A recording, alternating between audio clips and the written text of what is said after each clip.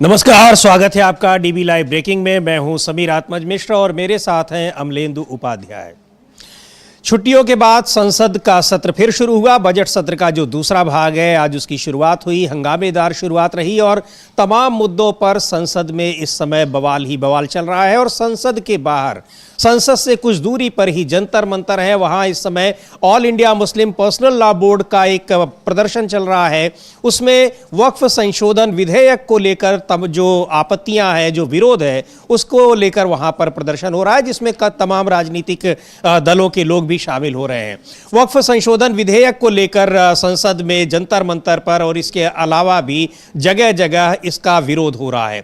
इसके अलावा बिहार विधानसभा में भी उसका भी सत्र चल रहा है और कानून व्यवस्था पर जबरदस्त हंगामा चल रहा है। बिहार विधानसभा में भी पिछले कई दिनों से जिस तरह से वहां कानून व्यवस्था की स्थितियां बिगड़ी हैं, पुलिस वालों पर हमले हो रहे हैं, पुलिस वालों की लिंचिंग हो रही है, उसको लेकर वहां विधानसभा में जबरदस्त इस समय विवाद चल रहा है। और रुक करते हैं अभी अगर संसद के सत्र का, तो संसद सत्र और उसके बाद जंतर मंतर पर जिस तरह से ये जो आप तस्वीरें देख रहे हैं स्क्रीन पर, ये all India Muslim personal law board की ओर से ये प्रदर्शन का आयोजन किया गया है। तमाम राजनीतिक दलों के नेता भी उसमें शामिल हुए हैं। असदुद्दीन ओवैसी भी शामिल हुए हैं, इमरान प्रतापगढ़ी, सलमान खुर्शीद, कई राजनीतिक दलों के नेता उसमें शामिल हुए हैं। और इसका मकसद है कि जो वक्फ संशोधन विधेयक सरकार ला रही है, जिस पर जेपीसी बनी, जेपीसी ने भी अपनी रिपोर्ट पेश कर दी है, अब उसके बाद उस विधेयक को संसद में लाया जा रहा है, उसको लेकर विवाद चल रहा है और प्रदर्शन हो रहा है वक्फ संशोधन विधेयक को लेकर। तो एक बार ये तस्वीरें देखते हैं, आप देख रहे हैं इसमें असदुद्दीन ओवैसी भी हैं। और क्यों सुनेंगे, एक बार सुनते हैं पहले कांग्रेस के सांसद, राज्यसभा सदस्य हैं इमरान प्रतापगढ़ी, वो क्या कह रहे हैं। और इमरान प्रतापगढ़ी के अलावा तमाम दूसरे पार्टियों के नेताओं ने भी, कांग्रेस के कई दूसरे नेताओं ने भी, शिवसेना के नेताओं ने और असदुद्दीन ओवैसी को आप देख ही रहे हैं, इस वक्फ संशोधन विधेयक को लेकर अपना प्रतिरोध दर्ज कराया है। इसके अलावा तमाम मुद्दे हैं अमलेंदु जी। संसद में जिस तरह से बहुत सारे मामलों में सरकार फंसी हुई है और अब प्रधानमंत्री ने एक लंबा चौड़ा इंटरव्यू दिया है, पॉडकास्ट दिया है। हालांकि वो पत्रकार नहीं है, पॉडकास्टर हैं, उनको एक इंटरव्यू दिया है, उसकी भी चर्चा हो रही है। और उसमें उन्होंने जिन बातों का जिक्र किया है, हालांकि बातें वही हैं, पुरानी ही बातें हैं, उसको कई बार उनका जिक्र कर चुके हैं, लेकिन उस पर भी बहुत सारे सवाल उठ रहे हैं और संसद में भी उस पॉडकास्ट में कही गई बातों को लेकर आपत्तियां जताई जा रही। हाँ बिल्कुल समीर जी, उस पॉडकास्ट को लेकर भी जो है काफ़ी ज़्यादा आपत्तियां जताई जा रही हैं। और जयराम रमेश जो कांग्रेस के महासचिव हैं, उन्होंने इसको लेकर काफ़ी ज़्यादा आपत्ति जताई है और उन्होंने कहा है कि कोई डिप्लोमेट मतलब दोहरी बात नहीं कीजिए, सीधी सीधी मुद्दे की बात कीजिए कि आपने 11 सालों में किया क्या और क्या नहीं किया। और इस तरीके से उनका जयराम रमेश ने कहा है।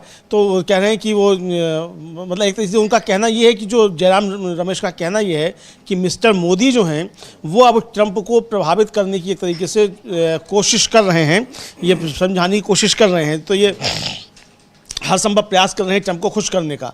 तो ये एक तरीके से कहा जाए समीर जी कि ये मतलब जो उनका मोदी जी का मामला है, वो मोदी जी का मामला खराब होता हुआ उस पॉडकास्ट में उन्होंने ट्रंप की काफी तारीफ भी की है और बहुत सारी बातें, लंबा है, मुझे लगता है वो 3 घंटे से भी ज्यादा का इंटरव्यू है, पॉडकास्ट है। यहाँ सवाल एक और है जी हाँ जी, इतना फालतू टाइम प्रधानमंत्री को मिल कहाँ से जाता है कि 3-3 घंटा जो है एक पॉडकास्टर से बात करें।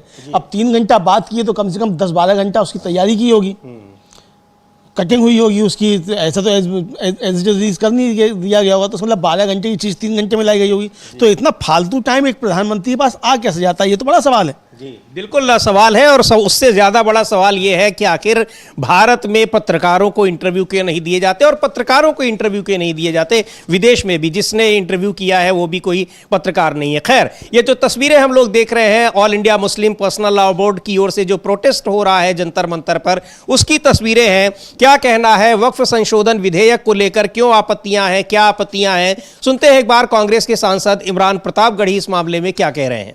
बहुत विरोध है इस बिल को लेकर, ये सरकार को समझने की जरूरत है। बहुत विरोध है, आप खुद कह रहे हैं, मीडिया के साथ ही कह रहे हैं कि बहुत विरोध है। ऐसे में सरकार जो तानाशाही थोपने की कोशिश कर रही है, उसके खिलाफ लोकतांत्रिक तरीके से अगर संस्थाएं विरोध कर रही हैं तो अच्छी बात है, विरोध करना चाहिए। क्योंकि सरकार क्यों तानाशाही थोपना चाहती है, वक्फ की जमीनें लूट करके अपने उद्योगपति दोस्तों को देना चाहते हैं क्या? सर लेकिन जो यहाँ पर मीटिंग हुई, जब ज्वाइंट पार्लियामेंट्री कमेटी बनाई गई तो और सरकार का ये कहना है, भारतीय जनता पार्टी के जो लीडर्स हैं उनका ये कहना है कि उसमें तमाम चर्चाएं हुई, जो डिसेंट वोट था उसको भी लगाया गया है और जो भी आपत्तियां थी उनको हर संगठन से बात करके और उसको समाधान खोजने की कोशिश की गई। ये सरकार असहमति की कौन सी आवाज को सुनती है? किस बिल पर इसने असहमति की आवाज को सुना है? इसी देश की पार्लियामेंट में 146 सांसदों को सस्पेंड करा करके 10वें बिल पास कराए गए थे। ये असहमति की आवाज सुनने वाली बात हुई। जेपीसी का गठन क्यों किया आपने, जब जेपीसी के सदस्यों की राय को सुनना ही नहीं था? ये सरकार पूरी तरह से झूठ बोल रही है। सरकार पूरी तरह से तानाशाही पर उतारू है। उतर आई है। इमरान प्रतापगढ़ी कह रहे हैं कि वो जो भी बिल पास कराना चाहती है वो जबरन पास कराने की कोशिश हो रही है। हालांकि जो सस्पेंशन की बात कर रहे थे वो पिछले लोकसभा की बात थी, बहुत सारे सांसदों को सस्पेंड किया गया था। अब वो स्थिति सरकार की नहीं है, चूंकि बहुमत उसका नहीं है लोकसभा में और अपने सहयोगी दलों पर ही निर्भर है वो किसी भी बिल को पास कराने के लिए। वक्फ संशोधन विधेयक पर भी ऐसा लग रहा था कि शायद उसके अपने समर्थकों का जो सहयोगी पार्टियां हैं एनडीए की, खास तौर पर जनता दल यूनाइटेड और तेलुगु देशम पार्टी, उसका साथ नहीं मिलेगा। लेकिन अगर अब ये कॉन्फिडेंस के साथ वो बिल को ला रही है तो इसका मतलब ये दोनों पार्टियां भी इस मामले में उसके साथ दिखाई पड़ रही हैं। अमलेंदु जी। हाँ समीर जी, इनके अभी कोई स्पष्ट रुख तो नहीं आया है, लेकिन जो अरुण भारती हैं लोक जनशक्ति पार्टी के सांसद, उनका एक वक्तव्य आया है और अरुण भारती का कहना है कि ये पॉलिटिकल मोटिवेटेड है जो धरना आज हो रहा है और अगर उनकी कोई आपत्तियां थी तो उन्होंने जेपीसी के सामने दे दी, उनकी बात जेपीसी के सामने आ चुकी है। अब जो बिल आया है तो ये सबकी सम्मति से आया है, ये उनका कहना था। इसका मतलब लोक जनशक्ति पार्टी जो है वो अब इसके समर्थन में आ गई है, जबकि सबसे पहली जो प्रतिक्रिया थी वो चिराग पासवान की ही आई थी कि हमसे बिना पूछे हुए ये लाया गया, हमें नहीं मालूम में क्या है क्या नहीं है, और उस समय उन्होंने उसका एक तरीका का विरोध किया था। तो अब ये आया तो लोक जनशक्ति पार्टी, इसका मतलब चिराग पासवान जो हैं वो अब बीजेपी सरकार के साथ में खड़े हुए हैं इस वक्फ बिल के मसले पर। जी बिल्कुल, तो वक्फ बोर्ड के मसले पर उनकी पार्टी की प्रतिक्रिया जो है वो भारतीय जनता पार्टी के रुख से मेल खाती हुई दिखाई पड़ रही है। लेकिन सबसे पहले इस विधेयक को लेकर जो विरोध दर्ज कराया था सहयोगी दलों में वो चिराग पासवान ही थे। उन्होंने कहा था, सीधे तौर पर कहा था कि हमसे कोई इसमें मशविरा ही नहीं किया गया कि इस बिल को लाया जाना है, क्या है विधेयक, क्या नहीं है, क्या है। तो खैर इस पर लेकिन जो विरोधी पार्टियां हैं, all India Muslim personal law board का अपना ये विरोध अपनी जगह है, राजनीतिक दल लगातार इसका विरोध कर रहे हैं। संसद में भी कांग्रेस हो या इंडिया गठबंधन के दूसरे दल हों, वो इसका विरोध करते दिखाई पड़ रहे हैं। कांग्रेस के नेता मणिक्कम टैगोर क्या कह रहे हैं इस मुद्दे पर, एक बार उनको सुना जाए। और कांग्रेस के साथ ही दूसरे दलों के नेता भी इस पर विरोध कर रहे हैं और जो प्रोटेस्ट चल रहा है जंतर मंतर पर all India Muslim personal law board का, उसमें भी बहुत सारे नेताओं ने शिरकत की है, वहां पहुंचे हुए हैं। सुन लेते हैं मणिक्कम टैगोर को क्या कहना है उनका। Muslim Personal Law Board is protesting today. Is Congress going to participate in that protest? We had been very clear that Congress Party has on the Waqf bill issue, the Congress Party is very clear that we oppose that bill. But many organizations can have many kind of protest. But for us in the Parliament, we are united with the India Alliance partners, our colleagues. We are working on with them in the floor of the Parliament in JPC. When it was bulldozed also, we had all worked together. We will deal with that in Parliament. Sir, one last question. तो मणिक्कम टैगोर को आपने सुना कि parliament में हमने इसका विरोध किया है और इस विधेयक में बहुत सारी जो आपत्तियां हैं, जेपीसी भी बनी तो जेपीसी के चेयरमैन ने किसी की बात नहीं सुनी और वहां जो यहां तक कि जो विरोधी दलों के सदस्य थे उस जेपीसी में संयुक्त संसदीय समिति में, उनको सस्पेंड तक कर दिया गया जेपीसी की बैठकों में और अपने हिसाब से पूरी की पूरी रिपोर्ट तैयार कर वो सौंप दी गई है, ये आरोप लगाया गया है। लेकिन जगदम्बिका पाल जो इस जेपीसी के चेयरमैन थे, उनको सुनते हैं उनका क्या कहना है। उन्होंने इसका बचाव किया है और वो फिर एक बार कह रहे हैं कि हमने उसमें सभी की आपत्तियों को दर्ज किया। अमलेंदु जी, जब ये जेपीसी की बैठकें हो रही थी तब भी हम लोगों ने लगातार चर्चाएं की थी और बड़ी हंगामेपूर्ण बैठकें थी, उसमें विपक्ष के सदस्यों का, वो चाहे तृणमूल कांग्रेस वाले जो सदस्य हैं कल्याण बनर्जी, कई बार उन्होंने कहा कि हम लोगों की बातें ही नहीं सुनी जाती है, एक हम उसमें मेंबर हैं ये तक उसका नहीं संज्ञान लिया जाता है। इस तरह की आपत्तियों के बीच अब जगदम्बिका पाल कह रहे हैं कि सबकी सहमति से वो हुआ है और यहां तक कि जो संशोधन भी सुझाए थे विपक्ष के सदस्यों ने, उनको भी नहीं स्वीकार किया गया और केवल सत्ता पक्ष के लोगों ने जो सुझाव दिए उनको स्वीकार कर लिया गया। तो इसको कैसे माना जाए कि जेपीसी का जो मकसद था वो मकसद पूरा हुआ है? देखिए समीर जी, एक तो जिस समय जेपीसी की बैठकें चल रही थी उस समय जगदम्बिका पाल अकेले जो थे वो बेंगलोर चले गए थे, कर्नाटक चले गए थे। इसको लेकर काफ़ी सवाल उठे थे कि जब बैठकें चल रही जेपीसी की तो आप अकेले क्यों चले गए। उसके बाद फिर जब किरण रिजिजू जो थे वो राज्यसभा में थे और उस समय उन्होंने जब कहा कि साहब वो विपक्ष ने कोई इस पर अपनी आपत्ति नहीं दी, कोई नोट दे दिया, तो उसी समय सैयद नासिर हुसैन जो कांग्रेस के एमपी हैं वो उठकर खड़े हुए। उन्होंने कहा कि आप झूठ बोल रहे हैं, मैंने लिखित में दी और मेरे पास सबूत है, मैंने लिखित में दी और मेरा इसको जीसेंट नोट आपने इसमें शामिल नहीं किया। तो हमारा जीसेंट नोट था, तो बिना जीसेंट नोट ये हुए ये पेश कर दी गई। ये पहली बार हुआ 70 सालों में कि किसी जेपीसी के सदस्यों को निलंबित किया गया। 10 विपक्ष के सदस्य थे वो निलंबित किए गए। तो ये जिस तरीके से एक तरीके से पास कराना चाहती है तो ये जाहिर सी बात है समीर जी कि बिना चिराग पासवान, बिना नीतीश कुमार और बिना चंद्रबाबू नायडू की सहमति के ये बिल पास नहीं हो सकता। अब देखना ये है कि नीतीश कुमार, चंद्रबाबू नायडू और चिराग पासवान सदन में इसका समर्थन करते हैं कि विरोध करते हैं। बिल्कुल, और एक बार सुनते हैं कि क्या किस तरह से उसका बचाव कर रहे हैं। जेपीसी का जो रिपोर्ट आई है, विपक्ष के सभी सदस्यों ने एक स्वर से सीधे तौर पर आरोप लगाया था कि हमारी कोई भी मांग वहां नहीं सुनी गई और हमारी बातें तक नहीं सुनी गई हैं। ये सबसे बड़े आरोप थे कि कम से कम उसमें बातें तो सुनी जानी चाहिए थी, हमको बोलने तक नहीं दिया गया। लेकिन जगदम्बिका पाल कह रहे हैं, जो जेपीसी के अध्यक्ष थे, वो कह रहे हैं कि इसमें सबके सुझावों को शामिल कर लिया गया है। बहरहाल सुनते हैं क्या कहना है उनका अपना क्या पक्ष है इस वक्फ संशोधन विधेयक को लेकर। तौर से विरोध हो रहा है। अभी तो एक्ट भी नहीं आया। हमने अपनी रिपोर्ट 428 पेज की दी है, उसके आधार पे सरकार उसको अप्रूव करके सरकार उस पर अमेंडेड जो 44 संशोधन पहले थे, अब उसको जो हमने हमारी रिपोर्ट पे हमने 14 अमेंडमेंट्स किया, उसके आधार पे एक अमेंडेड बिल आएगा। उस बिल को पास होने के बाद इनको कोई बात कहनी चाहिए। इसका मतलब है कि बिल अभी आया भी नहीं, कानून बना भी नहीं। किस सवाल पे आज जंतर मंतर पे all India Muslim personal law board हो, जमायत उलमा हिंद हो या ओवैसी की पार्टी AIMM हो या विपक्ष की पार्टियों को नेताओं को ला जा रहा है। ये केवल सियासी तकरार है, लोगों के मन में गुमराह किया जा रहा है, सरकार के प्रति केवल एक विरोध करने के लिए कहा जा रहा है। अन्यथा ये कानून जो सरकार लेकर के आई थी और जेपीसी को सुपुर्द हुआ था वो एक बेहतरी के लिए। लोग कह रहे हैं जंतर मंतर में बैठ के साहब हमारे अख्तियार DM को दे दिया जाएगा। कहीं नहीं DM को। अगर कोई डिस्प्यूट होगा वक्फ की प्रॉपर्टी के साथ और किसी का चाहे किसी सरकार के साथ या किसी और के साथ, अब DM को अधिकार नहीं होगा। DM से ऊपर चाहे कोई राज्य सरकार का सेक्रेटरी होगा, कमिश्नर होगा, और यहाँ तक कि ट्रिब्यूनल में अगर कोई एग्रीव्ड है तो उसको हाई कोर्ट, सुप्रीम कोर्ट जाने का उसको अवसर मिलेगा। और बेहतर कानून बनाया जा रहा है। इसके बाद भी तो क्या जगदम्बिका पाल कह रहे हैं कि बिल आने दीजिए। बिल आया है तभी तो जेपीसी को गया है और बिल आने के बाद ही लोगों को पता चला कि सरकार की मंशा क्या है और सरकार क्या करना चाह रही है।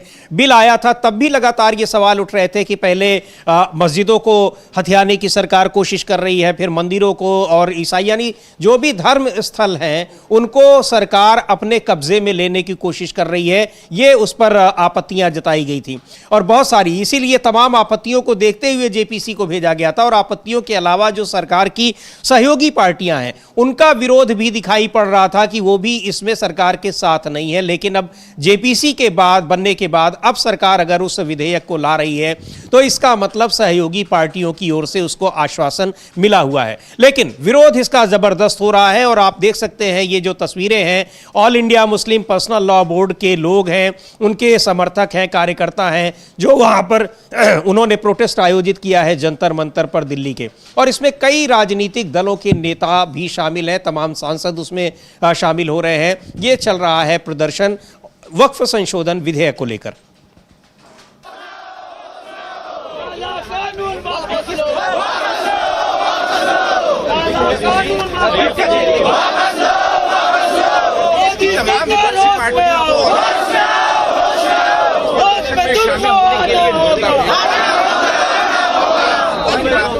DMK की बात करते हैं या फिर CPI की बात करते हैं, शामिल है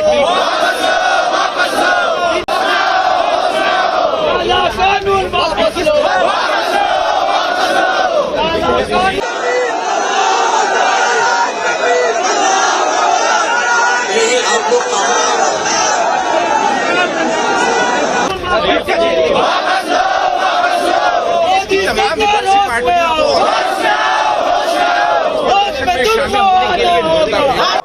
तो काला कानून इसको बताया जा रहा है, वापस लेने की मांग की जा रही है और इस पर तमाम जो विपक्षी दलों के सांसद हैं, अलग अलग पार्टियों के उस पर पहुंचे हुए हैं अपना समर्थन देने के लिए।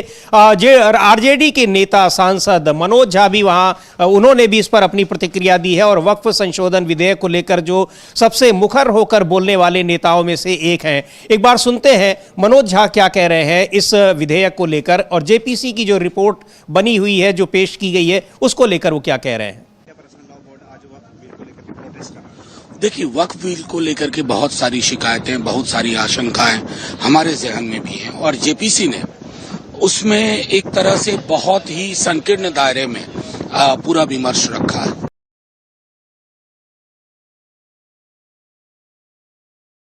पर्सनल लॉ बोर्ड आज वक्फ बिल को लेकर प्रोटेस्ट कर रहा है। देखिए, वक्फ बिल को लेकर के बहुत सारी शिकायतें, बहुत सारी आशंकाएं हमारे ज़हन में भी हैं और जेपीसी ने उसमें एक तरह से बहुत ही संकीर्ण दायरे में पूरा विमर्श। तो जेपीसी बहुत संकीर्ण दायरे में उसको रखा गया, तैयार की गई, उसकी रिपोर्ट को तैयार की गई। जेपीसी जब बनी है और उसके बाद जब उसकी बैठकें शुरू हुई, तभी से लगातार ये आरोप लगते रहे हैं कि किस तरह से जेपीसी में विपक्ष की आवाज़ों को दबाया जा रहा है, बिल्कुल वैसे ही जैसे संसद में दबाया जाता है। और तभी ये कह दिया था विपक्ष के सांसदों ने कि इस जेपीसी की रिपोर्ट का कोई मतलब नहीं है, क्योंकि ये जो रिपोर्ट तैयार की गई है वो पूरी तरह से सत्ता पक्ष के सांसदों के हिसाब से तैयार की गई है, उसमें विपक्ष की आवाजों को सुना तक नहीं गया है। हाँ, बिल्कुल विपक्ष की आवाज़ों को सुना तक नहीं गया है, ये बताया गया। और ये भी बताया गया कि किस तरीके से डिसेंट नोट जो थे वो नहीं लिए गए। ये सारी चीज़ें जो हैं वो इस पे आ रही हैं। तो आपत्तियां बहुत ज़्यादा हैं। जबकि जो जगदम्बिका पाल है, उनको हमने सुना, वो कह रहे हैं कि अभी तो कानून आया नहीं, तो विरोध किस बात का हो रहा है। अरे कानून नहीं आया, लेकिन कानून जो बनेगा उसके लिए आपकी जेपीसी की रिपोर्ट तो आ गई है, ये तो बता दिया गया। तो ये साफ तौर पर जो है वो इस पर काफ़ी ज़्यादा बवाल हो रहा है और आज प्रदर्शन हो रहा है। तमाम विपक्षी दल जो हैं उन्होंने इस बिल का विरोध किया है, सबने अपना समर्थन दिया है।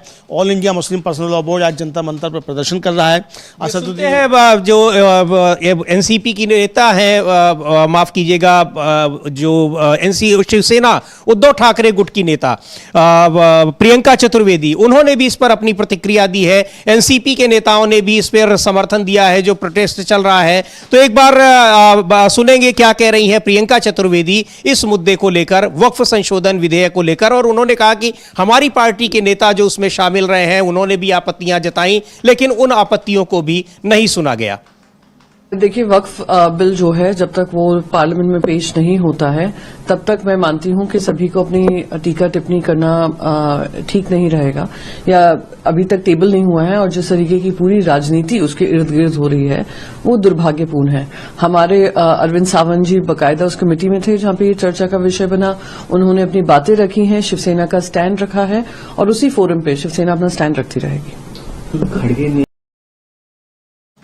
तो वक्फ संशोधन विधेयक को लेकर हंगामा हो रहा है, जंतर मंतर पर प्रोटेस्ट हो रहा है और उसको लेकर तमाम विरोधी दलों के नेता अपना समर्थन जता रहे हैं वक्फ संशोधन विधेयक के खिलाफ, जो मुस्लिम पर्सनल लॉ बोर्ड की तरफ से जो प्रोटेस्ट हो रहा है। और इस मुद्दे पर सरकार घिरी नजर आ रही है। वहीं बिहार सरकार, बिहार की एनडीए सरकार घिरी नजर आ रही है कानून व्यवस्था के मुद्दे पर, और वहां बिहार विधानसभा में भी इस पर सरकार को जबरदस्त विरोध झेलना पड़ रहा है। लगातार जिस तरह से बिहार में अमलेंदु जी ये पुलिस वालों की लिंचिंग हो रही है, पुलिस वालों पर हमले हो रहे हैं, हालांकि पुलिस वालों पर हमले मध्य प्रदेश में भी हुए हैं। इन सारे मुद्दों पर चुनाव में जाने वाला, विधानसभा चुनाव होने हैं आने वाले कुछ दिनों में बिहार में, वो सरकार अब घिरी हुई है। उस पर तमाम जो आरोप लग रहे हैं, सरकार उसका बचाव नहीं कर पा रही। और ये भी कहा जा रहा है कि ये एनडीए के भीतर जो कुछ हो रहा है और जो एक उथल पुथल मची हुई है जेडीयू और बीजेपी के बीच, उसका भी एक परिणाम है। और सरकार अगर घिरी हुई है तो भारतीय जनता पार्टी सरकार को बचाने की बहुत कोशिश भी नहीं कर रही है। हाँ, कोशिश नहीं कर रही है, बल्कि एक तरह से कहा जाए कि मजे ले रही है कि नीतीश कुमार के ऊपर ये आरोप आ रहे हैं। हालांकि सरकार चूंकि मिलीजुली है, तो अगर मिलीजुली सरकार है समीर जी, तो दोष तो जो है दोनों के ऊपर आएगा, नीतीश कुमार के ऊपर भी और बीजेपी के ऊपर भी। लेकिन तेजस्वी यादव ने अब काफ़ी तीखा हमला जो है वो नीतीश कुमार के ऊपर बोला है कि राज्य के गृहमंत्री जो वही हैं और इसको लेकर कल उन्होंने एक ट्वीट किया था, वो हम लोग दिखा भी सकते हैं कि कल 2 घटनाएं हुई। हम लोग जब कल ब्रेकिंग में चर्चा कर रहे थे तब तक एक ही घटना उस समय आई थी, 3 घटनाएं हुई थी, लेकिन जब हमने ब्रेकिंग खत्म किया उसके बाद फिर एक घटना और आ गई वहाँ पे बिहार में, और नवादा में पुलिस टीम पर हमला हुआ। उसको लेकर तेजस्वी ने जो था वो ट्वीट किया और काफ़ी सवाल जो थे उन्होंने उठाए बिहार सरकार के ऊपर, मुख्यमंत्री नीतीश कुमार के ऊपर। तो ये चीज़ें समीर जी एक तरीके से बिहार जो है वो जिस तरीके से जा रहा है, एक तरीके से कहा जाए जंगल राज वहाँ कायम हो गया है, तो जंगल राज जो है वो देखा जा सकता है कि किस तरीके से कांग्रेस ने इसको जंगल राज कहा, तेजस्वी ने इसको राक्षस राज कहा। जी बिल्कुल, तेजस्वी यादव ने भी बड़ी तीखी प्रतिक्रिया जताई है उस पर कि लिखा है तेजस्वी यादव ने अपने ट्वीट में कि अब नवादा जिला में भी पुलिस टीम पर हमला, बिहार में अपराध की घटनाओं से ध्यान हटाने के लिए मुख्यमंत्री आवास से गोदी मीडिया के पास से एजेंडा सेट करने के लिए फोन जाना शुरू, लेकिन अपराधियों को नहीं पकड़ेंगे। उससे ठीक पहले एक और ट्वीट किया था तेजस्वी यादव ने कि भागलपुर में पुलिस टीम पर जानलेवा हमला, सब इंस्पेक्टर समेत 4 पुलिसकर्मी घायल, शेष पुलिसकर्मी जान बचाकर भागे। विगत 3 दिनों में 2 एएसआई की हत्या हो चुकी है। मुख्यमंत्री अचेत हैं, उनसे गृह विभाग भी नहीं संभल रहा है। 20 साल से इनकी सरकार है, अब इस ध्वस्त कानून व्यवस्था का जिम्मेदार कौन है? उनके 20 वर्षों में 60,000 से ज्यादा नागरिकों की हत्या हुई है। ये वो आंकड़े हैं जो एनसीआरबी द्वारा रिपोर्टेड हैं। कितने दिन अखबारों और गोदी मीडिया को विज्ञापन नहीं देने के नाम पर डराकर इस राक्षस राज को छुपाते रहेंगे? जिनके भाई बेटे और पिता गुजरे हैं उनसे उनका दर्द पूछिए। ये बहुत ही एक तल्ख भाषा में उन्होंने अपना ट्वीट किया है तेजस्वी यादव ने। कांग्रेस पार्टी ने भी आरोप लगाया कि बिहार में बिल्कुल जंगल राज चल रहा है, और इन सब के बीच बहुत जो लगातार आरोप लग रहे हैं गृह मंत्रालय नीतीश कुमार के ऊपर ही है। और अमलेंदु जी, अभी कुछ ही दिन पहले विधानसभा में कैसी नोकझोंक हुई थी विधान परिषद में माफ कीजिएगा नीतीश कुमार और राबड़ी देवी के बीच, जब नीतीश कुमार कह रहे थे कि जो कुछ बिहार में आज आप देख रहे हैं वो सब उन्हीं का किया धरा है। तो अब विपक्ष यही कह रहा है कि ये जो कानून व्यवस्था दिखाई पड़ रही है इसके पीछे कौन जिम्मेदार है? हाँ बिल्कुल, सही सवाल पूछा विपक्ष की। अगर सब कुछ आपका किया धरा है तो जो कुछ हो रहा है वो भी तो आप ही का किया धरा है। अगर कुछ अच्छा हुआ उसको आप कह रहे हैं कि आप ये जो है आपका किया धरा है, तो बिहार में जो कुछ हो रहा है, जो कानून व्यवस्था चौपट हो रही है, तो ये भी किया धरा फिर आप ही का है, तो आपको इसको स्वीकार करना पड़ेगा। लेकिन इस पर आप गायब हो जाते हैं, कोई बात नहीं करते हैं। इतनी घटनाएं हो चुकी बिहार में समीर जी, इसके बावजूद नीतीश कुमार का एक भी वक्तव्य जो है इस मसले पर नहीं आया है। ये साफ तौर पर समझा जा सकता है कि वो कितने ज़्यादा इसको गंभीर हैं, इसी से समझा जा सकता है समीर जी। बिल्कुल, और इधर संसद में लगातार तमाम मुद्दों पर जिस तरह से नोकझोंक हो रही है सत्ता पक्ष और विपक्ष के बीच, उनमें बहुत सारे मुद्दे हैं, और उन मुद्दों में जो एक सबसे महत्वपूर्ण मुद्दा है वक्फ संशोधन विधेयक का मुद्दा तो खैर है ही, इसके अलावा इस समय सबसे ज्यादा चर्चा का विषय है चुनाव आयोग। और चुनाव आयोग जिस तरह से जो चुनावी प्रक्रिया में धांधली की लगातार शिकायतें अब तक की जा रही थी, और चुनावी प्रक्रिया में धांधली में सबसे महत्वपूर्ण चीज जो अब निकल कर आ रही है वो वोटर लिस्ट में जो धांधली है, उसको लेकर अब विपक्ष चर्चा की मांग कर रहा है। चर्चा की मांग तो कई दिन हो गए, राहुल गांधी ने लोकसभा में उसकी मांग उठाई थी, लेकिन अभी तक चर्चा की मांग तो स्वीकार नहीं की गई है। लेकिन चुनाव आयोग लगातार उस पर कुछ नरमी के संकेत दे रहा है, यानी उसको ये स्वीकार कर रहा है कि ये गलतियां हुई हैं, सुधारने की कोशिश कर रहा है। ये अलग बात है कि विपक्ष को बहुत भरोसा चुनाव आयोग पर अभी भी नहीं है। हाँ, विपक्ष को चुनाव को बिल्कुल भरोसा नहीं है, और आज सागरिका घोष जो तृणमूल कांग्रेस की सांसद हैं, उन्होंने इस पर बहुत ज़्यादा सवाल उठाए हैं। उन्होंने कहा कि बहस की मांग करने के लिए पूरे विपक्ष को वॉकआउट क्यों करना पड़ा, ये वो पूछ रही हैं। और पूछ रही हैं कि आखिर भाजपा क्या छिपाने की कोशिश कर रही है, बात करना क्यों नहीं चाहती, इस मसले पर बहस क्यों नहीं हो सकती। अगर गड़बड़ियाँ हुई हैं, और जैसा कि समीर जी बीजेपी के नेता खुद जो थे वो जाकर चुनाव आयोग से मिले, सुकांत मजूमदार और अमित मालवीय जाकर चुनाव आयोग से मिले और कहा कि बंगाल में 7 लाख जो है फर्जी वोट हैं। तो जब तृणमूल कांग्रेस कह रही है कि फर्जी वोट हैं और आप उसको स्वीकार कर रही है, बीजेपी स्वीकार कर रही है कि फर्जी वोट हैं, तो फिर संसद में बहस से बीजेपी क्यों भाग रही है? ये वाजिब सवाल जो है सागरिका घोष ने पूछा, हम लोग उनको सुन भी सकते हैं। जी बिल्कुल, तो बहुत सारे सवाल, और इस मामले में कई दूसरी पार्टियां भी इंडिया गठबंधन के साथ खड़ी दिखाई पड़ रही हैं। उनमें सबसे महत्वपूर्ण है उड़ीसा दूसरा की बीजू जनता दल ने कई शिकायतें की, वही शिकायतें उन्होंने भी की हैं जो महाराष्ट्र में कांग्रेस पार्टी और शिवसेना इंडिया गठबंधन कर रहा है, दूसरे जगहों पर कांग्रेस पार्टी कर रही है, वही शिकायतें तृणमूल कांग्रेस भी पश्चिम बंगाल में कर रही है। यानी इस मामले में इंडिया गठबंधन काफी एकजुट है। सुनते हैं क्या कहा है सागरिका घोष ने चुनाव आयोग को लेकर, और चुनाव आयोग जिस तरह से नरमी तो दिखा रहा है, वो अपनी गलतियों को सुधारने की कोशिश कर रहा है, लेकिन विपक्ष को उस पर भरोसा क्यों नहीं हो रहा है? All opposition parties have been carrying out a sustained campaign over the issue of duplicate epic cards. Duplicate epic cards lead to manipulation of electoral rules, and without verified electoral rules, there can be no electoral democracy, there can be no free and fair polls. We have been carrying out a sustained campaign on this over the last 2 weeks. We have met the Election Commission. The Election Commission has given out 3 press releases on this issue. It has now said it is going to meet the UIDAI authority to investigate how Aadhaar cards can be seeded with duplicate with epic cards, to eradicate duplicate epic cards. This is a massive issue. The entire nation is agitated. All citizens are agitated that how can there be duplicate epic cards in electoral rolls. It is a shocking and alarming and startling thing. We have been repeatedly giving notices in the House, seeking discussions, seeking debate, and these have been repeatedly denied. Today, the leader of the opposition himself was on his feet demanding a discussion on duplicate. तो बार बार इस पर हम लोग reminder दे रहे हैं, शिकायतें कर रहे हैं, लेकिन उस पर संज्ञान नहीं लिया जा रहा है। चुनाव यहां पर विपक्ष ने चर्चा की मांग को लेकर वॉकआउट तक किया है। चर्चा की मांग की बात की राहुल गांधी ने लोकसभा में, नेता प्रतिपक्ष, कि आखिर जब पूरे देश को में इस पर संदेह हो रहा है, इस पर उंगलियां उठ रही हैं, तो एक बार इस पर चर्चा क्यों नहीं कराई जा रही है। अब 4 अप्रैल तक संसद का जो बजट सत्र, मौजूदा सत्र है, वो है। आपको लगता है अमलेंदु जी की चर्चा की ये मांग स्वीकार की जाएगी, जिस तरह से अभी तक उस पर कोई संज्ञान नहीं लिया लोकसभा अध्यक्ष ने? तो चर्चा की मांग ही इस सत्र में भी लगता है विपक्ष करता रह जाएगा। हाँ, इस सत्र में भी चर्चा की मांग करता रह जाएगा, लेकिन ये सरकार तो चर्चा कर ही नहीं सकती है, तो ये चर्चा होगी कैसे? आखिर ये भी तो सवाल है कि चर्चा आखिर करेगा कौन? तो चर्चा तो होने का कोई सवाल नहीं है समीर जी, ये साफ तौर पर समझ में आ रहा है। और सागरिका घोष जो सवाल पूछी वो वाजिब सवाल है कि भाई आखिर इस पर चर्चा क्यों नहीं चाहती बीजेपी, और चर्चा करने से घबरा क्यों रही है, ये साफ तौर पर समझ में आ रहा है समीर जी। तो चर्चा की मांग चर्चा से घबरा रही है, चर्चा की मांग से इसलिए घबरा रही है, विपक्ष का यह कहना है कि सरकार इस पर खुद संदेह के घेरे में है और चुनाव आयोग सरकार के हिसाब से काम कर रहा है। चुनाव आयोग पर लगातार यह आरोप लग रहा है कि वो सरकार के दबाव में काम कर रहा है और सरकार जैसा कह रही है उसी तरह से काम कर रहा है। बीजेपी की सरकार जगह जगह दूसरे राज्यों में बीजेपी की सरकारें बनवाने के लिए वो काम कर रहा है।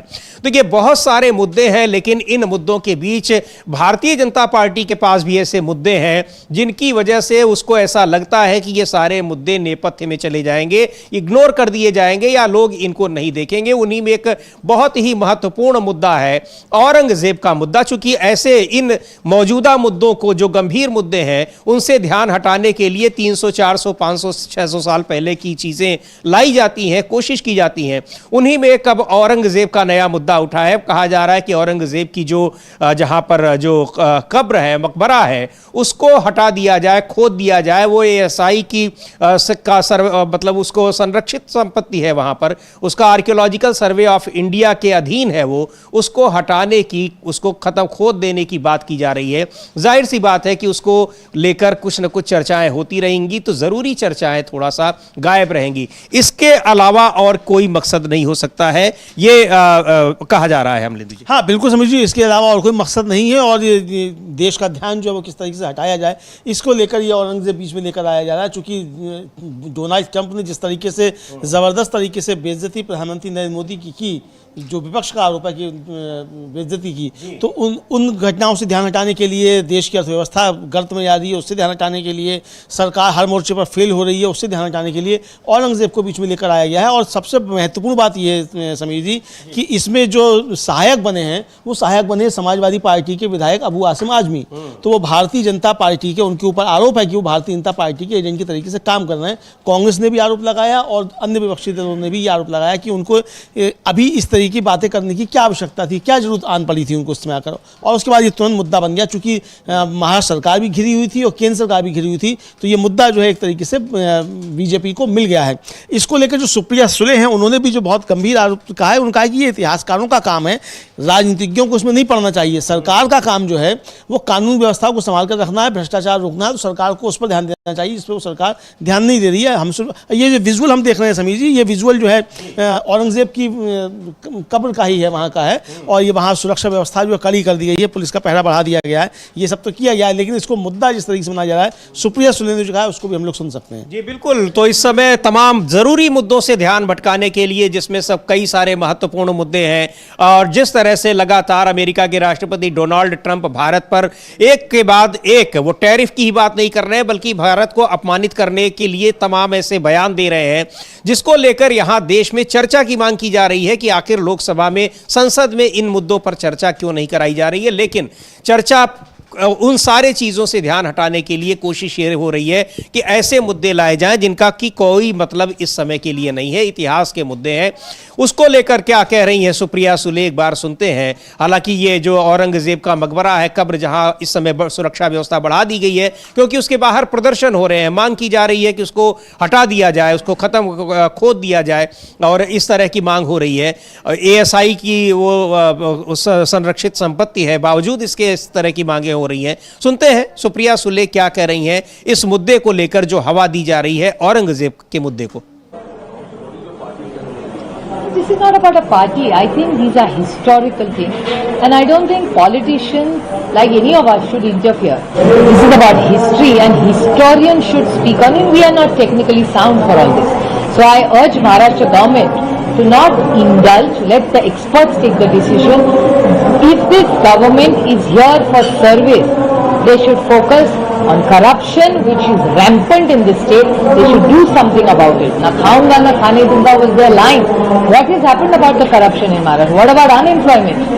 Every channel has shown endless amount of youngsters in Maharashtra who are highly skilled and qualified don't have jobs today. What about fiscal deficit management in the budget? So price rise, unemployment, corruption, all these issues, and growth of Maharashtra is completely stagnant. Investments need to come. As a matter of fact, a newspaper yesterday pulled out a story that 3.4 lakh crores has been pulled out of the market. So this is the kind of being, market is crashing every day. Who is losing out in that? Obviously the middle class loses out all their hard-earned tax-paid money in it. So I urge the Maharashtra government not to indulge.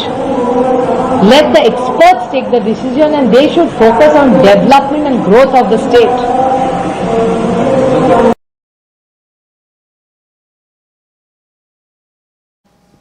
तो औरंगजेब के मुद्दे को लाने का क्या मतलब है, बहुत सारे उस पर सवाल लगातार उठ रहे हैं, लेकिन उस मुद्दे को लाया जा रहा है, बार बार लाने की कोशिश की जा रही है।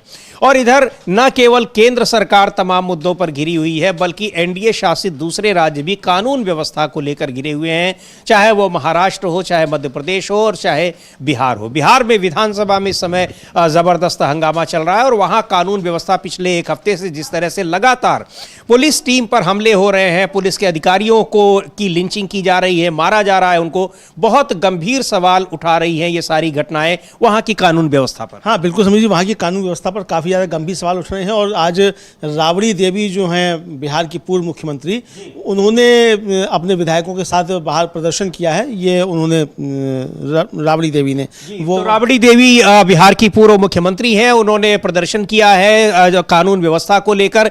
विधानसभा के भीतर भी वहां पर हंगामा हुआ है, उन विजुअल्स को देख सकते हैं और राबड़ी देवी को सुन भी सकते हैं क्या कह रही हैं। उन्होंने अपने तमाम विधायकों के साथ वहां पर प्रदर्शन में उन्होंने भी हिस्सा लिया है विधानसभा के परिसर में।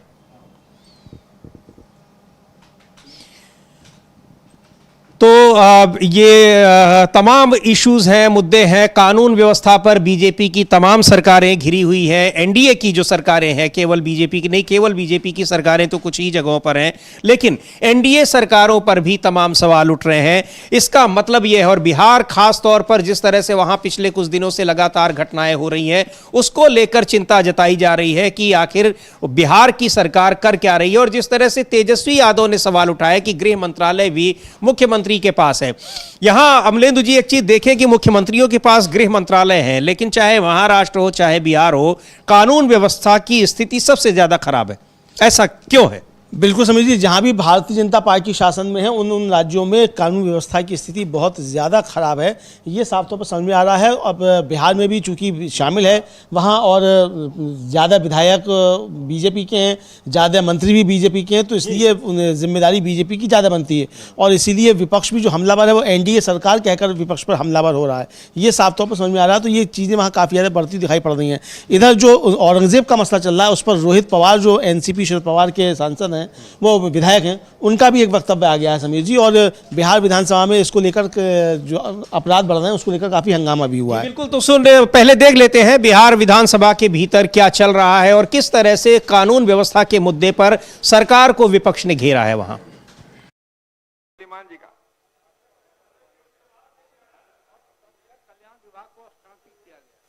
ट्रांसफर हुआ आपके कल्याण विभाग को सर, मसला लेकिन चूंकि गृह विभाग का है सर, आएगा वहाँ नहीं, वहाँ अब कब आएगा सर? सर कब आएगा?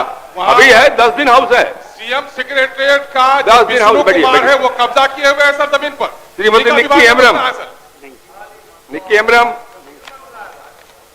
श्री भाई वीरेंद्र, आपका ट्रांसफर हुआ है शिक्षा विभाग में, आएगा अगली बार पहले नंबर पे आ जाएगा। इसमें क्या है? श्री अरुण सिंह,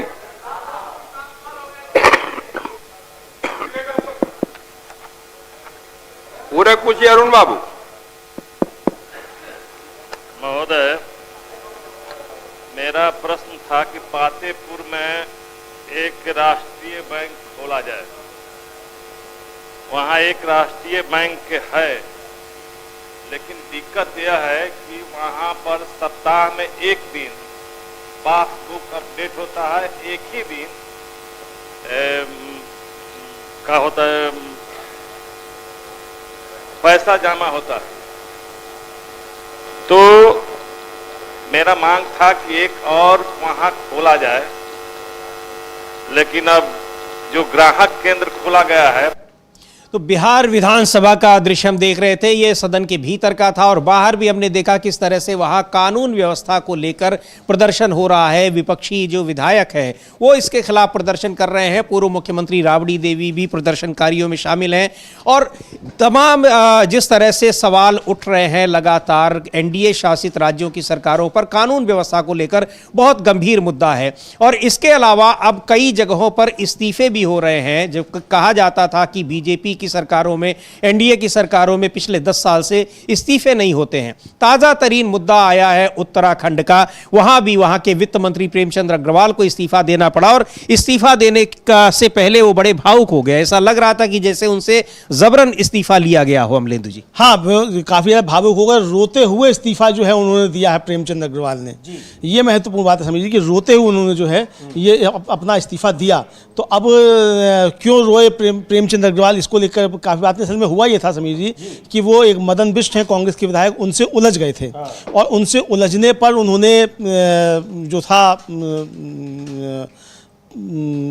ये कह दिया कि उत्तराखंड से उत्तराखंडियों के लिए नहीं है। और इसको लेकर जो था विपक्ष काफ़ी ज़्यादा हमलावर हुआ। विपक्ष ने कहा कि यह हमने आंदोलन इसलिए नहीं किया था अलग राज्य बनाने के लिए कि एक दिन भाजपा का मंत्री हमको इस तरीके से सुनाएगा। और इसके बाद पुष्कर सिंह धामी जो थे वो काफ़ी ज़्यादा बैकफुट पर आ गए। तो वो काफ़ी ज़्यादा बैकफुट पर जो आए समीर जी, उसके बाद उन पर दबाव बनना था। हालांकि ये 3-4 हफ्ते पहले की बात है, लेकिन अब दबाव बढ़ गया। तो प्रेमचंद अग्रवाल ने कल प्रेस कॉन्फ्रेंस की है और उसको हम लोग देख भी सकते हैं, तो वो दिखाएंगे। और उस पर करण महारा जो कांग्रेस के उत्तराखंड के अध्यक्ष हैं, उनकी भी प्रतिक्रिया है। हम दोनों चीज़ें हम देख सकते हैं। महत्वपूर्ण बात यह समीर जी कि प्रेमचंद अग्रवाल ने रोते हुए इस्तीफा दिया, मतलब रो पड़े इतना ज़्यादा। अब देखते हैं कि किस तरह से वो भावुक हो गए और उसके भावुक होने के पीछे कारण क्या था। उन्होंने बताया कि हमने भारतीय जनता पार्टी के लिए कितना कुछ किया है, उत्तराखंड के लिए किया है। उत्तराखंड का जब आंदोलन चल रहा था तब भी हम थे, और 4 बार के विधायक हैं प्रेमचंद अग्रवाल। तो एक बार सुनते हैं कि इस्तीफा उनको देना पड़ा है, और जिस तरह से वो बता रहे हैं वो सारी बात, उससे ये साफ जाहिर है कि उनको कितने दबाव में आकर इस्तीफा देना पड़ा है। मेरी इच्छा है मेरा प्रदेश आगे बढ़े। मैं इस प्रदेश को आगे बढ़ाने में मेरे से जो योगदान, जो मेरा हो सकता है, मैं देने को तैयार हूं। और इसलिए आज मैंने निर्णय लिया है मैं अपने पद से त्याग पत्र देने माननीय मुख्यमंत्री जी के पास। बहुत बहुत धन्यवाद।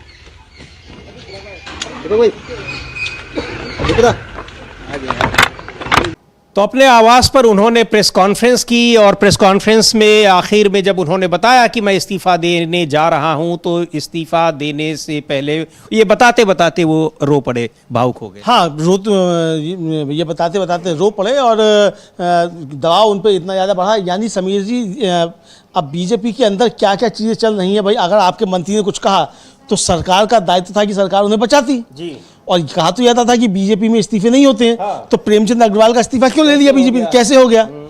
एन बीरेन सिंह का इस्तीफा नहीं होगा, लेकिन प्रेमचंद अग्रवाल का इस्तीफा हो जाएगा, क्योंकि अग्रवाल है इसलिए इस्तीफा हो जाएगा। अब ये भी सवाल उठ रहे हैं। हालांकि एन बीरेन सिंह का भी हो ही गया आखिर में, नहीं, लेकिन आखिर वो तो अविश्वास प्रस्ताव आया तब हुआ ना। अब तो जाना ही था उनको। अब तो जाना ही था। अविश्वास प्रस्ताव आया, उनके विधायक भी खिलाफ हो गए, तब आया। लेकिन प्रेमचंद अग्रवाल का इस्तीफा क्यों हो गया, ये तो सवाल बनता है। तो ये बीजेपी के अंदर जो चीज चल रही है उसमें है। करण महाराज जो हैं उनके अध्यक्ष कांग्रेस के, उन्होंने भी इसको लेकर अपनी बात। तो सुनते हैं करण महारा, प्रदेश कांग्रेस अध्यक्ष हैं उत्तराखंड के, वो क्या कह रहे हैं इस इस्तीफे पर, और वहां जिस तरह के लगातार विवाद चल रहे हैं उत्तराखंड में, सरकार के भीतर क्या हो रहा है, मंत्रियों के बीच में किस तरह की खींचतान है, ये आरोप लगाए हैं कांग्रेस पार्टी ने। और सरकार पर भी बहुत सारे मुद्दों पर वहां सरकार लगातार घिरी रहती है उत्तराखंड में। कई पिछले कार्यकालों में कई मुख्यमंत्री भी बदले गए, हालांकि अब ऐसा लग रहा है कि पुष्कर सिंह धामी स्थायी मुख्यमंत्री हो गए हैं वहां पर, और जो बीजेपी के केंद्रीय नेतृत्व के बड़े करीबी माने जाते हैं। तो उन्हीं का ये दबाव था जो प्रेमचंद अग्रवाल को इस्तीफा देना पड़ा, ऐसा कहा जा रहा है। जो वहां से जो राजनीतिक खबरें मिल रही हैं उसके आधार पर ये हम कह सकते हैं। क्या कह रहे हैं करण महारा, जो प्रदेश कांग्रेस अध्यक्ष हैं, उनको सुनते हैं इस पूरे प्रकरण में, इस पूरे विवाद में। प्रेमचंद अग्रवाल जी ने आज इस्तीफा दिया है, और इस्तीफा देते समय उन्होंने एक बड़ी गंभीर बात कही कि मुझे उत्तराखंड के लोगों ने इसलिए स्वीकार नहीं किया कि क्योंकि मेरे नाम के पीछे अग्रवाल लिखा है। प्रेमचंद अग्रवाल जी, आप कैसे भूल गए कि आपको कई बार विधायक यहीं की जनता ने चुन के भेजा? आप ये कैसे भूल गए कि आपको विधानसभा का अध्यक्ष बनने का मौका भी यहीं की जनता के आशीर्वाद से मिला? और ये आप कैसे भूल गए कि आप पिछले 3 साल से कैबिनेट मंत्री के पद पे हैं, ये भी यहीं की जनता का आशीर्वाद था। आपने गलत बात कही और उसका नतीजा ये हुआ कि पूरे उत्तराखंड में आग लग गई और उत्तराखंड के लोग नाराज हो गए, सड़कों पर उतर गए। आपके पार्टी के अध्यक्ष ने एक और भद्दा बयान दे दिया, उन्होंने कह दिया सड़क छाप लोग जो है आंदोलन कर रहे हैं। तो ऐसी चीजों से लोगों में उद्वेलना आती है, लोग नाराज होते हैं। आपको कैसे भूल गए, आप खुद आंदोलनकारी रहे हैं, कि जिस प्रदेश का गठन लोगों की शहादत पे, लोगों के जेल जाने से, लोगों की प्रताड़ना के साथ हुआ हो, उन लोगों को आप कैसे अपमानित कर सकते थे? आज आपने इस्तीफा दिया है, प्रायश्चित किया है, मैं आपको धन्यवाद देता हूं, और मुख्यमंत्री से अपील करूंगा कि जल्दी से जल्दी इस इस्तीफे को स्वीकार करें, और साथ में महेंद्र भट्ट जी को भी हिदायत दें कि वो इस तरीके की भाषा शब्दावली का प्रयोग ना करें, ताकि उत्तराखंड के लोग उद्वेलित ना हो। मैं धन्यवाद देना चाहता हूं तराई के लोगों को, भाबर के लोगों को, पर्वतीय क्षेत्र के लोगों को, जौनसार के लोगों को, कि उन लोगों ने सभी ने मिलकर इस लड़ाई को लड़ने का काम किया, और उत्तराखंडियत की इस लड़ाई में आप सब साथ थे। इसके लिए मैं आप सबको धन्यवाद देता हूं, आप सबको सैल्यूट करता हूं। जय हिंद। तो करण माहरा उत्तराखंड के प्रदेश कांग्रेस अध्यक्ष हैं और ये भी दबाव तो था ही वहां पर प्रेमचंद्र अग्रवाल पर इस्तीफा देने का, लेकिन वो ऋषिकेश से विधायक हैं। उनके इस्तीफे के बाद वहां बहुत जश्न मनाया जा रहा था अमलेंदु जी, तो इसका मतलब उन्होंने जो कुछ भी कहा था, विधानसभा अध्यक्ष भी रह चुके हैं प्रेमचंद्र अग्रवाल, तो उनके बयान का इसका मतलब पूरे उत्तराखंड में निश्चित तौर पर बहुत ज्यादा विरोध था और शायद बीजेपी को लग रहा होगा कि इसका बड़ा राजनीतिक नुकसान हो सकता है, इसलिए प्रेमचंद्र अग्रवाल का इस्तीफा लेकर इसको शांत करने की कोशिश की जाए। हाँ, बिल्कुल इसको शांत करने की कोशिश की गई है, चूंकि इसका नुकसान बीजेपी को लग रहा था कि वहाँ काफ़ी ज़्यादा होगा और ये एक आंदोलनकारी राज्य, मतलब जो लंबे आंदोलन के बाद जो राज्य बना समीर जी, और उसमें लोगों की कुर्बानियाँ हुई, वो हम सब पीछे इतिहास में नहीं जाना चाहते कि क्या क्या हुआ क्या क्या नहीं हुआ, लेकिन कुर्बानियाँ लोगों की हुई, लंबे समय आंदोलन चला और उसके बाद जाकर ये राज्य बना। दो राज्य जो हैं समीर जी वो काफ़ी ज़्यादा एक तरीके से कहा जाए संघर्ष के बाद बने, एक तेलंगाना और दूसरा उत्तराखंड, जहाँ काफ़ी ज़्यादा कुर्बानियाँ हुई। झारखंड का भी एक लंबा इतिहास है संघर्ष का, लेकिन इन दो राज्यों में तो काफ़ी ज़्यादा मतलब जुल्म भी हुए जिसको कहा जा सकता है, उसके बाद ये हुआ। तो ऐसे आंदोलनकारी लोगों के लिए आप इस तरीके के शब्दों का इस्तेमाल क्यों, जैसा कि करण माहरा कह रहे हैं कि बीजेपी के प्रदेश अध्यक्ष ने कह दिया कि सड़क छाप लोग आंदोलनकारी। तो ये जो भाषा थी, अब आप समझिए प्रश्न ये है कि प्रेमचंद अग्रवाल का तो इस्तीफा हो गया, लेकिन बीजेपी के प्रदेश अध्यक्ष का इस्तीफा क्यों नहीं हुआ है, ये भी तो सवाल है। तो ये केवल प्रेमचंद अग्रवाल का तो पूरे आंदोलन पे ही सवाल उठा रहे हैं, सवाल उठा रहे हैं, तो ये जो चीजें हैं ये बीजेपी को उल्टी पड़ती हुई दिखाई पड़ती हैं। तो उल्टी बीजेपी को राजनीतिक नुकसान होता दिखाई पड़ रहा था, इसलिए प्रेमचंद्र अग्रवाल का इस्तीफा हो गया, लेकिन उसी तरह की भाषा बोलने वाले दूसरे जिम्मेदार नेताओं का इस्तीफा कब होगा, ये भी अब सवाल उठेंगे। आखिर उनका इस्तीफा क्यों नहीं हो रहा है? तो अब प्रेमचंद्र अग्रवाल का इस्तीफा लेना भी भारी पड़ सकता है अगर दूसरे नेताओं का इस्तीफा नहीं लिया जाता है। तो ये बहुत एक जबरदस्त राजनीतिक संकट उत्तराखंड में भी देखने को मिल रहा है। लेकिन जिस तरह से तमाम राजनीतिक संकटों पर पर्दा डालने की कोशिश की जा रही है भारतीय जनता पार्टी की ओर से, वो भी देखना बड़ा दिलचस्प है। औरंगजेब के मुद्दे पर कैसे वो राजनीति को गरमाने की कोशिश कर रहे हैं, इतिहास के मुद्दों को राजनीति में लाने की जो कोशिश हो रही है, उस पर तीखी प्रतिक्रियाएं आ रही हैं। लेकिन बीजेपी का मकसद तो यह है कि चर्चा इस पर होती जाए, चर्चा का फोकस ये सारे मुद्दे बने रहे, तो जरूरी मुद्दों से ध्यान भटका रहेगा। बिल्कुल जरूरी मुद्दों से ध्यान भटकेगा। और समीर जी, रोहित पवार जो एनसीपी शरद पवार के विधायक, उन्होंने बड़ी मार्के की बात कही है। उन्होंने कहा कि औरंगजेब शिवाजी महाराज के समय में, उनके पुत्र संभाजी महाराज के समय में, और उसके बाद भी 1 इंच जमीन पर भी कब्जा नहीं कर पाया, 1 इंच जमीन पर भी कब्जा नहीं कर पाया। और ये कब्र जो है उसकी ये इस बात की प्रतीक है कि कैसे सत्ता को कब्र में बदल दिया जाता है। और समीर जी, आपको याद होगा कि उद्धव ठाकरे ने अमित शाह को लेकर यही टिप्पणी की थी कि अमित शाह जी, हमने यहाँ जमीन में 200 फीट नीचे औरंगजेब को गाड़ दिया था। जी हाँ, अमित शाह किस खेत की किस झाड़ की पत्ती हैं, ये उसके कहा था।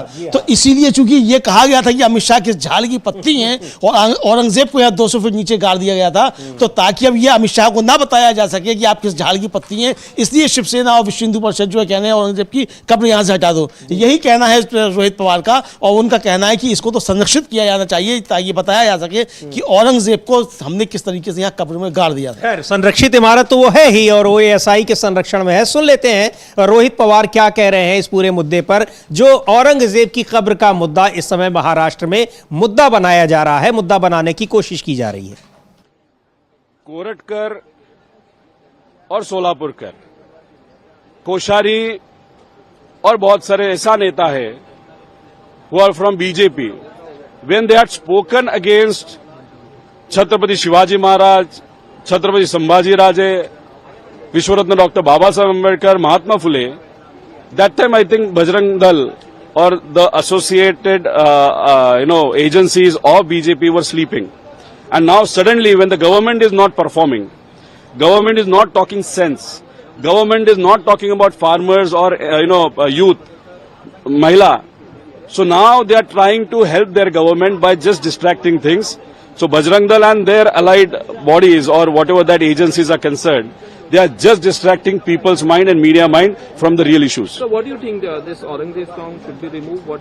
See, what I'm trying to say, in BJP...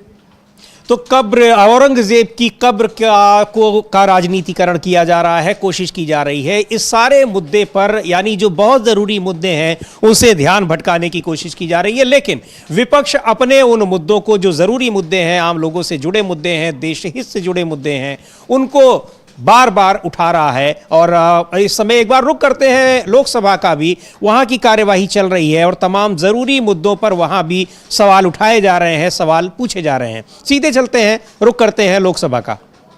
स्वच्छ टॉयलेट, पानी, स्वच्छ अच्छा भोजन और सुरक्षा और टाइम की पाबंदी, ये हमारी सबसे बड़ा कहना है। स्टेशन के बाहर हमें चाहिए एम्बुलेंस। और मेरा एक कहना है, ये फैंसी इनॉग्रेशन और पीआर घोषणा से राजनीति से ऊपर उठिए।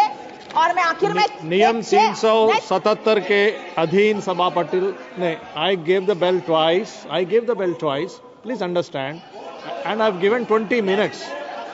Okay, last 30 seconds, please complete. Sir मैंने कुछ, please complete, please conclude. Sir मैं अपना भाषण एक शायरी के साथ समाप्त करूंगी, क्योंकि वंदे भारत क्या है, वंदे भारत शताब्दी उसी की बात है। तो वंदे भारत पे मत आंको रेलवे की तस्वीर, वंदे भारत पे मत आंको रेलवे की तस्वीर, जनरल डब्बे की हालत देखो बहुत है गंभीर, सफाई सुरक्षा सुविधा सब अधूरी है यहाँ, झूठे प्रचार से नहीं बदलेगी रेलवे की तकदीर। धन्यवाद। माननीय सदस्यगण, नियम 377 के अधीन तो रेलवे के मुद्दे पर बात कर रही कि ऐसे रेलवे की तस्वीर वंदे भारत से नहीं बदलने वाली है। रेलवे की तस्वीर, रेलवे में आए दिन दुर्घटनाएं हो रही हैं और रेल मंत्री दावा करते हैं कि आने वाले दिनों में हम इतनी तेज ट्रेन चलाएंगे कि वो 1000 किलोमीटर की रफ्तार से चलेगी। तो ये सवाल उठ रहे हैं कि जो चल रही हैं उन्हीं को ठीक से चला लिया जाए तो बहुत अच्छा होगा। लेकिन बहुत सारे जो ज़रूरी मुद्दे हैं उन पर किस तरह से चर्चा से सरकार भागने की कोशिश कर रही है, चाहे वो सदन के भीतर का मुद्दा हो चाहे बाहर का। और ऐसे मुद्दों को बीजेपी की तरफ से उठाने की कोशिशें हो रही हैं जो इन सारे मुद्दों को दरकिनार कर दें। तो इनके बीच कश्मकश जारी है। विपक्ष भी अपने मुद्दों को उठा रहा है। वक्फ संशोधन विधेयक को लेकर जो all India Muslim personal law board का जो प्रदर्शन हो रहा है, कई विपक्षी नेताओं ने, इंडिया गठबंधन के कई नेताओं ने उसको अपना समर्थन दिया है। और वक्फ संशोधन विधेयक पर जो जेपीसी की रिपोर्ट बनी है, जेपीसी के तमाम जो विपक्षी पार्टियों के सदस्य हैं वो भी उससे इत्तेफाक नहीं रखते हैं। उनका सीधा आरोप है कि इसमें विपक्ष की आवाज को पूरी तरह से दरकिनार कर दिया गया, उनकी बातों को सुना नहीं गया। अब उस रिपोर्ट के आधार पर वक्फ संशोधन विधेयक सरकार लाती है, उस पर क्या होगा, क्योंकि बार बार ये सवाल उठ रहे हैं कि उस पर सरकार ले आती अगर उसको ये भरोसा होता अमलेंदु जी कि वो पास हो जाएगा लोकसभा और राज्यसभा दोनों जगह, लेकिन वो इतनी जल्दबाजी नहीं कर पा रही है। तो इसका मतलब सहमति उसके पार्टी के भीतर भी ऐसा लगता है कि पूरी तरह से बन नहीं पाई है। हाँ, पूरी तरह से बंद नहीं पाई है। और हो सकता है समीर जी कि उसको लग रहा हो बीजेपी को कि ये मामला फंस सकता है, क्योंकि जिस तरीके से वन नेशन वन इलेक्शन पर उसके ही 20 सांसद गायब हो गए और वो भी व्हिप जारी होने के बाद गायब हो गए, तो ये तो काफ़ी दिक्कत वाली चीज़ हो जाएगी बीजेपी के लिए। तो हो सकता है इस बिल पर भी इस तरह की कोई चीज़ बन जाए। तो अभी फूंक फूंक कर कदम उठा रही है और इसको अभी लगता है शायद टालने की कोशिश होगी, लेकिन वो अभी नाप रहे हैं कि इसका तापमान क्या है इस मुद्दे का और इसका कितना जो फायदा नुकसान चुनाव में हो सकता है, इसका वो थोड़ा कोशिश कर रहे हैं। तो अभी देखिए आगे क्या होता है। जी बिल्कुल, आगे क्या होता है। लेकिन संसद का सत्र 4 अप्रैल तक है और सबसे ज्यादा जो जरूरी मुद्दे हैं वो चुनाव आयोग में जो धांधली है, चुनाव आयोग में धांधली के आरोप लगे हैं, जो मतदाता सूची है उसमें जिस तरह से गड़बड़ियों के आरोप लगे हैं उस पर चर्चा की मांग, और डोनाल्ड ट्रंप के बयानों को लेकर भारत की जो कोई प्रतिक्रिया नहीं आ रही है उस पर। ये तमाम मुद्दे ऐसे हैं जो चर्चा के लिए सबसे ज्यादा जिनकी विपक्ष जिन पर चर्चा की मांग कर रहा है, वो सुनी जाती है नहीं सुनी जाती है, इस पर बनी रहेंगी हमारी निगाहें। लेकिन यह भी बहुत महत्वपूर्ण है कि एनडीए शासित राज्यों में, तमाम राज्यों में जिस तरह से कानून व्यवस्था का मुद्दा गंभीर हो गया है, खासकर बिहार और महाराष्ट्र में, वो भी एक बड़ा मुद्दा बना हुआ है। तो बनी रहेगी इन सब पर हमारी नजर। बने रहिए आप डीबी लाइव के साथ। इस कार्यक्रम को अब यहीं समाप्त करते हैं। मुझे और अमलेंदु उपाध्याय को दीजिए अनुमति। नमस्कार।